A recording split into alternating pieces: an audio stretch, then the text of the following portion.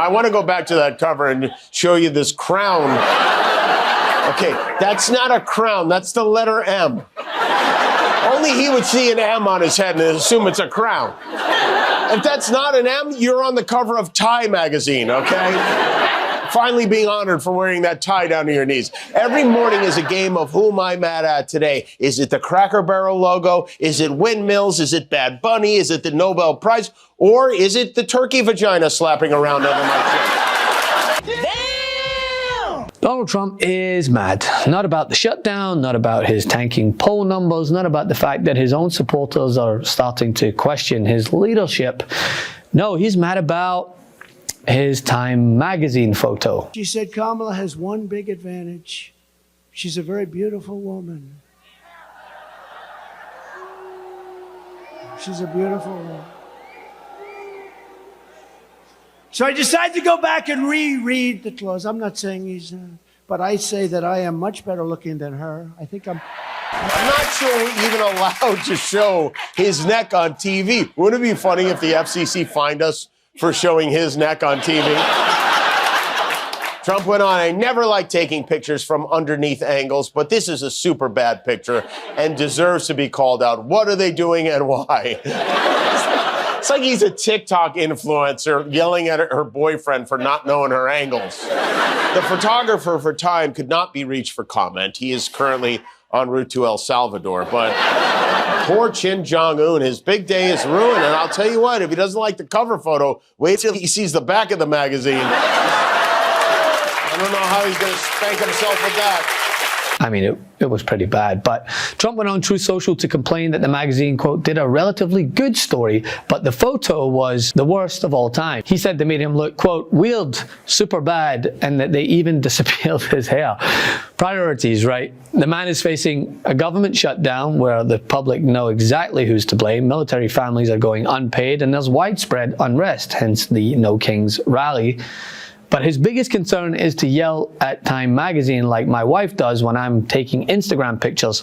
I know, no photoing up the way. You have to get the angle right. Let me be clear. Shutdowns do not require presidents to fire people en masse. They actually do not require presidents to cancel projects and raise energy prices, nor do they give presidents new magical powers to destroy programs they don't like or to target political opposition. You don't have to take my word for it because this is not our first government shutdown. It is just the first time that a president has blatantly and gleefully tried to use a shutdown against the American people. Well, late night hosts jumped on it immediately. Jimmy Kimmel called it a, quote, big fragile baby moment. Stephen Colbert said it looked like a haunted Cheeto discovering mortality. What is happening here isn't just vanity, right? It's deflection, as it often is. He has lost control of the narrative and is in turn spiraling over something as vain as this.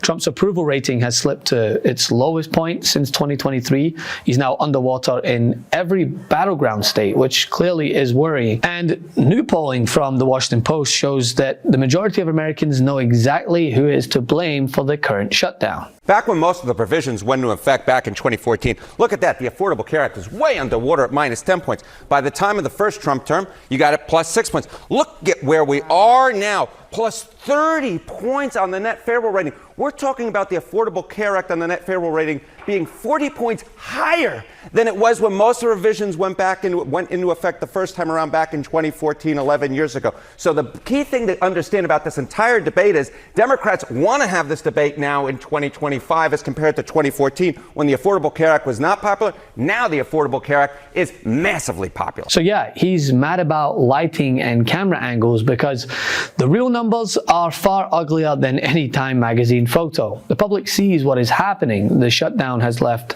federal workers unpaid, airports understaffed, and food programs running on fumes.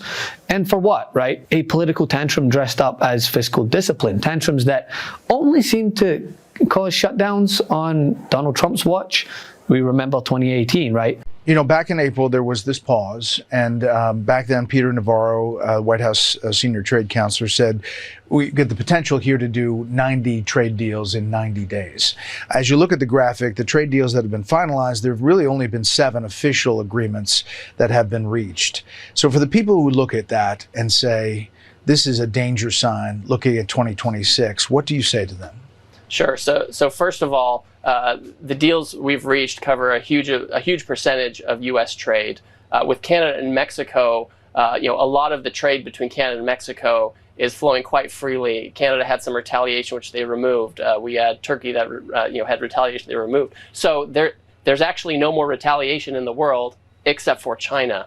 And as I've said on previous videos, and will continue to say, the queen of MAGA, but make it louder, Marjorie Taylor Greene, is sounding the alarm. She's blasting her own party for ignoring working Americans while the cost of living skyrockets. She literally said that Republicans are playing political games while single mothers can't afford groceries. She's out here sounding like Bernie. So when she is becoming the voice of reason, something has gone terribly wrong for this administration.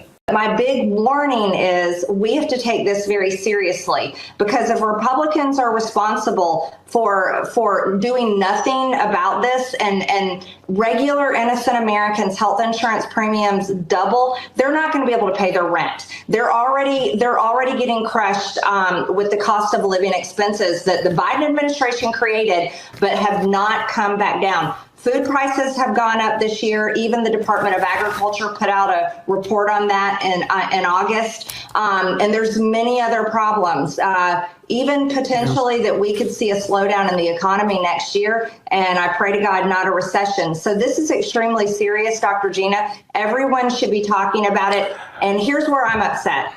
Republicans are doing nothing. The House is not in session, which I think is inexcusable. Mike Johnson should be calling us back because we should be working. Hey, it's Ranking Member Angie Craig here, and we just heard that Republicans are actually, Scott Bessent, the Treasury Secretary, just said that actually they may give $40 billion to Argentina instead of the original $20 billion of taxpayer money that they proposed.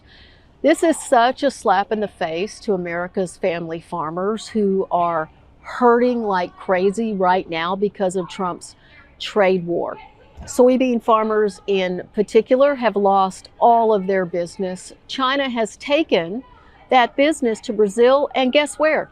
Argentina. So Donald Trump and Republicans are literally bailing out our competitors and leaving family farmers in the dust. It's egregious. And Trump's strategy is to try to pivot from substance to spectacle. So he's yelling about a photo because he doesn't want to talk about anything else. Maybe time didn't get your good side, Donald, but that's because there is no good side to this current administration. Love this video? Support independent media and unlock exclusive content, ad-free videos, and custom emojis by becoming a paid member of our YouTube channel today. You can also gift memberships to others.